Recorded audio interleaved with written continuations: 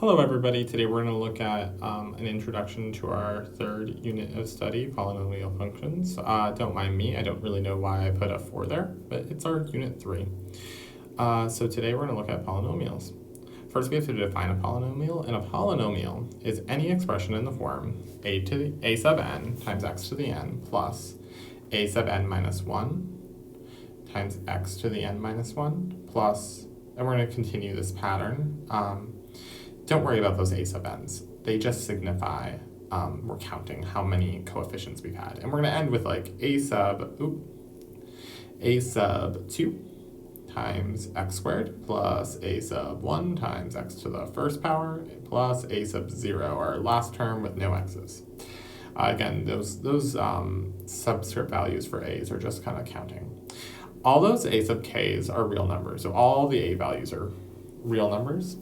And n is a positive whole number, all right? So all of our exponents have to be positive whole numbers. We call a sub n, the first one, the leading coefficient. It tells us a lot about the function, so it's going to be important to us to be able to identify that.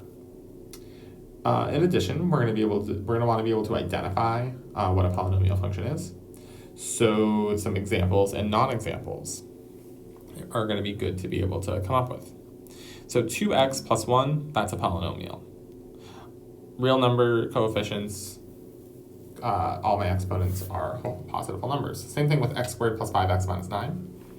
And same thing with 1/2 x to the 5th minus 3x squared plus 4x minus 1. All polynomials. That 1/2, remember, is a coefficient, not an exponent. So it's okay for it to be not a positive whole number. It just has to be real to be a coefficient. An example of not a polynomial would be 1/2 x to the 1/2. 1/2, not a positive whole number. Additionally, 2 to the x power. X is not a positive whole number. And something like 2ix. That I, the coefficient, isn't real now. So those are things to look out for when you're looking for whether something is a polynomial or not. You want all of the coefficients to be real and all of the exponents to be positive whole numbers. We also have some vocabulary we should go over.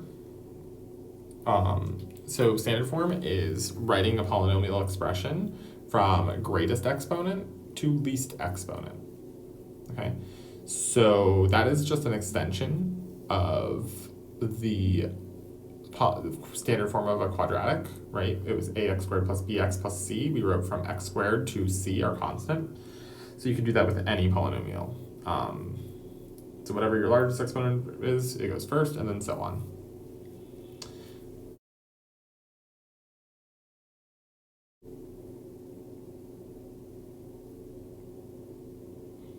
Additionally, we have the degree of a polynomial. The degree is the largest or greatest exponent in a polynomial expression.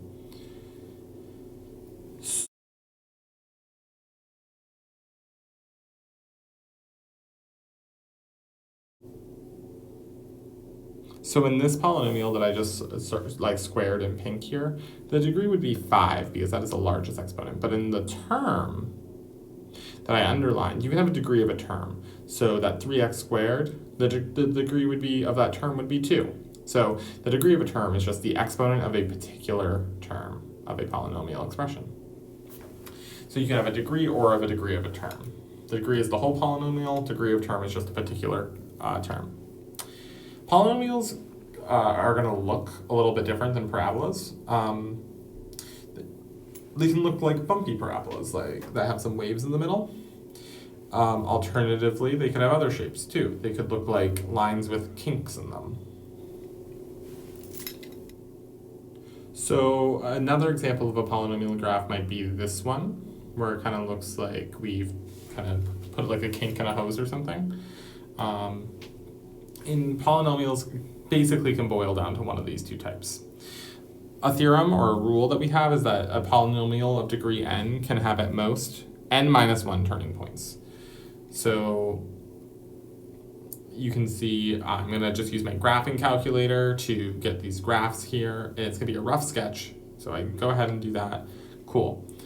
I have that now, and you can see that the degree is 3, but I have at most 2 turns there. So that works out okay.